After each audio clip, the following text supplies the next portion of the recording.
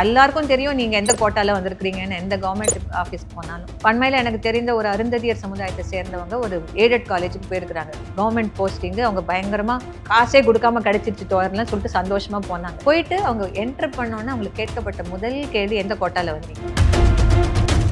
Two your constitutional டியூட்டினா tahsildar செய்வா போறாரு அதெல்லாம் ஒன்றும் நடக்காது. ஸோ அந்த நிர்வாகத்துறையில் ப்ளஸ் பாயிண்ட்டாக ஒரு பயங்கரமான ரெப்ரசன்டேஷன் பாசிபிலிட்டிஸ் இருக்கு. பட் அவங்களுடைய ரோலுங்கிறது எப்பொழுதுமே they become a class in to themselves. Political கிளாஸாக மாறிட்டாங்க. இப்போ தமிழ்நாடு மாதிரியான ஊர்களில் ரிசர்வேஷன் பயங்கரமாக சக்ஸஸ்ஃபுல்லாக இருந்தாலுமே கூட அது மக்களுக்கான நிர்வாகமாக இல்லை. அது அந்த பொலிட்டிக்கல் கிளாஸ்க்குள்ளே அப்சார்ப் ஆயிடுது.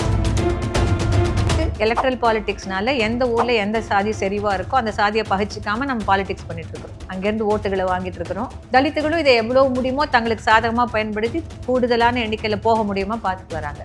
42 தலித் எம்எல்ஏக்கள் இருக்காங்க. இந்த 42 தலித் எம்எல்ஏக்கள்னால தமிழ்நாட்டில் நடந்த எந்த விஷயத்தையும் ஒருமித்து ஒரு கருத்து சொல்ல முடியுது. பாஜக 89 எம்எல்ஏக்கள் இருக்காங்க. அவங்களால என்ன செய்ய முடியுது? அப்போ இந்த சிஸ்டம்ல தலித் ரெப்ரசன்டேஷன் இருந்தாலுமே தலித் ஆக்டிவிட்டிங்கிறத கட்டுப்படுத்துற மாதிரி பார்ட்டி சிஸ்டமும் இருக்கு, எலக்ட்ரல் சிஸ்டமும் இருக்கு. நிறைய பேர் அந்த கட்சிக்குள்ள போயிட்டு அந்த அரசியலுக்குள்ளேயும் காணாம போயிடுறாங்க. ஃபார் எக்ஸாம்பிள் கார்கே எடுத்துக்கோங்க. மல்லிகார்ஜுன் கார்கே ரொம்ப முயற்சி பண்றாரு. பட் ரொம்ப காலம் கடந்துதான் அவருக்கு அங்கீகாரமே கிடைக்குது அவருடைய வயசான காலத்துல. தலித்துகளும் மற்றவங்களும் போதிய எண்ணிக்கையில் இல்லாதது ஏதோ ஒரு வகையில் ஒரு பெரிய ரியாலிட்டியை நம்ம கிட்ட இருந்து மறைச்சிடுச்சு. அதை பற்றி பேசுவதற்கான குரல் அங்கே குறைவாக தான் இருக்குது.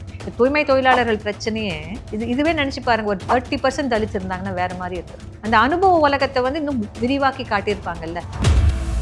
நிர்வாகத்துறையில் பயங்கரமான வேற விதமான சிக்கல்களை நம்ம பார்க்கலாம். என்னதான் ரெப்ரசன்டேட்டிவ் சிஸ்டம் ஒன்று உள்ள வந்தாலுமே கூட அது ஒரு தனி பொலிட்டிக்கல் கிளாஸாக மாறி போயிடுது. அரசியல் ரீதியான வர்க்கம், சமுதாய ரீதியான பிரிவு இல்லது. அங்க பிரிவினைகள் தொடர்ந்து இருக்குது. எல்லாருக்கும் தெரியும் நீங்க எந்த கோட்டால வந்திருக்கிறீங்கன்னு. எந்த கவர்மெண்ட் ஆஃபீஸ் போனாலும் பண்மையில எனக்கு தெரிந்த ஒரு அருந்ததியர் சமுதாயத்தை சேர்ந்தவங்க ஒரு எய்டட் காலேஜுக்கு போயிருக்கிறாங்க. கவர்மெண்ட் போஸ்டிங் அவங்க பயங்கரமா காசே கொடுக்காம கிடைச்சிருச்சு தோறலாம் சொல்லிட்டு சந்தோஷமா போனாங்க. போயிட்டு அவங்க என்டர் பண்ணோன்னு அவங்களுக்கு கேட்கப்பட்ட முதல் கேள்வி, எந்த கோட்டால வந்தீங்க? அது ஒன்றும் லஜ்ஜே இல்லாமல் தான் கேட்குறாங்க. அந்த கொஸ்டின்ஸ் எல்லாம் ஒன்றும் ஓப்பனாக கேட்குறாங்க, என்ன கோட்டால வந்தீங்க. ஸோ அது நிர்வாகத்துறையில் ரிசர்வேஷனுங்கிறது ஏற்றுக்கொள்ளப்பட்டாலுமே கூட எந்த வகையிலையும் சாதி அங்கே பெருசாக கேள்வி கேட்கப்படுறதும் கிடையாது. பெரிய ஒரு நீதித்துறையிலாவது வேற மாதிரி ஜட்ஜ்மெண்ட் வர வாய்ப்பு இருக்கு. நிர்வாகத்துறையில் அது கிடையாது. பரவலான ரெப்ரசன்டேஷன் இருக்கு. பட் வேற பார்வை மாற்றம் இருக்கானா நீதித்துறையை காட்டிலும் குறைவான பார்வை மாற்றம் தான்.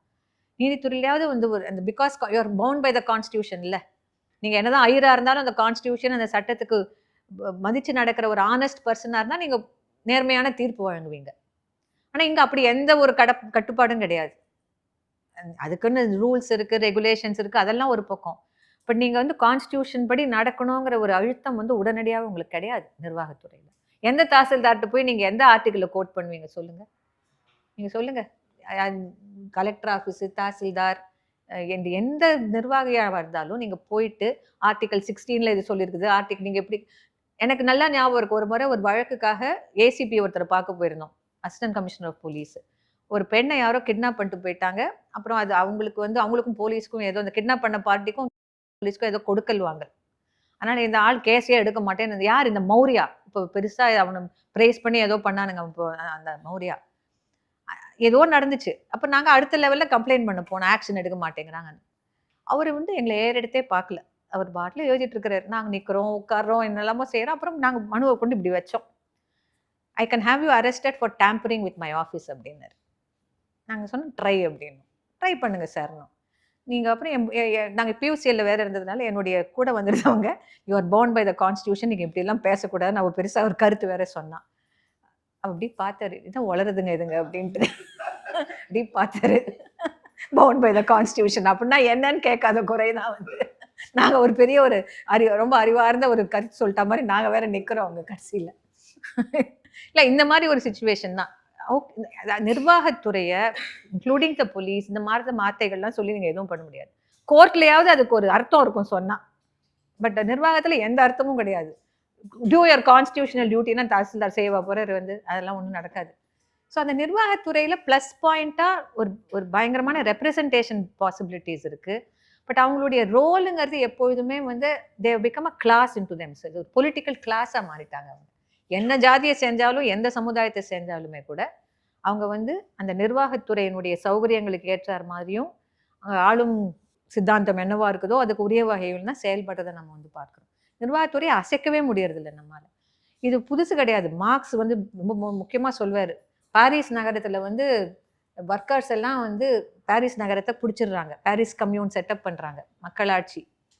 அப்போ மார்க்ஸ் ரொம்ப அழகாக எழுதுவார். 1871 பாரிஸ் கம்யூன் ஏன் ஃபெயில் ஆச்சுன்னா நிர்வாகத்துறை நம்ம கட்டுப்பாடுல இல்லை அப்படின்னு. இதையே அம்பேத்கர் மேற்கோளிட்டு தான் சொல்வார். அதனால தான் நிர்வாகத்துறை தற்சமயம் பார்ப்பனர்கள் கைவசம் இருக்கு, நம்ம போய் உட்கார்ந்தா வேற மாதிரி இருக்குன்னு ஒரு நல்ல எண்ணத்துல அவர் சொல்றாரு. இன்னைக்கு அவர் அப்படி சொல்லியிருப்பாரான்னு எனக்கு தெரியல. கண்டிப்பா சொல்லியிருக்க மாட்டார் நிர்வாகத்துறையை பற்றி வந்து. ஏன்னா அது ஒரு பயங்கர வெஸ்டட் இன்ட்ரெஸ்ட் ஃபுல்லா இருக்கக்கூடாது. அதுலயும் வித்தியாசமான நபர்கள் இருக்கலாம். பட் அன்லைக் த ஜுடிஷியரி உங்களுக்கு வந்து ஒரு பரவலான கருத்து மாற்றம் வந்து நிர்வாகத்துறையில் வந்திருக்குதானா இல்லைன்னு தான் நம்ம சொல்ல வேண்டியிருக்கும். சில தனிப்பட்ட நபர்கள் வேற மாதிரி இருக்கலாம். பட் அட்லீஸ்ட் ஜுடிஷியரியில அவங்க ஏதாவது ஒரு ஜட்மெண்ட் முன்னாடி இருந்துச்சுன்னா அதை ஹீட் பண்ணணுமே. அவங்களுக்கு வேற வழி இல்லையே. கேஸ் லா படி அவங்க பேசணுமே வந்து. அவங்க அவங்களுக்கான கேஸ் லாவை தேர்ந்தெடுக்கலாம். பட் இருந்தாலும் அதை பைபாஸ் பண்ண முடியாது இல்லை. நிர்வாகத்துறையில் அப்படி ஈஸியாக பைபாஸ் பண்ணிடலாம். இதுக்கு முன்னால ஒரு நல்ல கலெக்டர் இருந்தாருங்க, அவர் இதை செஞ்சாருன்னா நான் ஏன் செய்யணும்னு நான் கேட்கலாமே. நீதிபதி அப்படி கேட்க முடியாது இல்லை. அந்த ஜட்ஜ் அப்படி சொன்னா நான் அந்த ஜட்ஜ் சொல்றதெல்லாம் கேட்க மாட்டேன்னு சொல்ல முடியாது. நீதிபதி வந்து நிர்வாகத்துறையில ரொம்ப சௌகரியமா சொல்லுவாங்க. அது அவங்களே போய் கேளுங்கன்றுவாங்க. அந்த கலெக்டரே போய் கேளுங்கன்றுவாங்க ஈஸியா. ஸோ அது ஒரு பயங்கரமான பவர் ஸ்ட்ரக்சரா. அதனால தான் நீங்க இப்போ தமிழ்நாடு மாதிரியான ஊர்களில் ரிசர்வேஷன் வந்து பயங்கரமா சக்சஸ்ஃபுல்லா இருந்தாலுமே கூட அது மக்களுக்கான நிர்வாகமா இல்லை. அது அந்த பொலிட்டிக்கல் கிளாஸ்க்குள்ள அப்சார்ப் ஆயிடுது. அதை திரும்பவும் நம்ம ஏதாவது செய்ய வைக்கணும்னாலுமே கூட எனக்கு அந்த ஆஃபீஸரை தெரியும், நான் போய் பார்த்து கேட்பேன் தான் நான் சொல்வேனே ஒழிய நானாகவே ஒரு போட்டு வெயிட் பண்ணிட்டே இருக்கலாம் காலம் பூரா. நான் எதுவுமே செய்ய முடியாது என்னால் நிர்வாகத்துறையை. ஸோ ஒரு வெஸ்டட் இன்ட்ரெஸ்டா ஒரு பொலிட்டிக்கல் கிளாஸா. அப்புறம் நம்ம கரப்ஷன் பற்றி நம்ம எல்லாருக்குமே தெரியும். அதுக்குள்ளே நான் போகக்கூட இல்லை. That is one thing.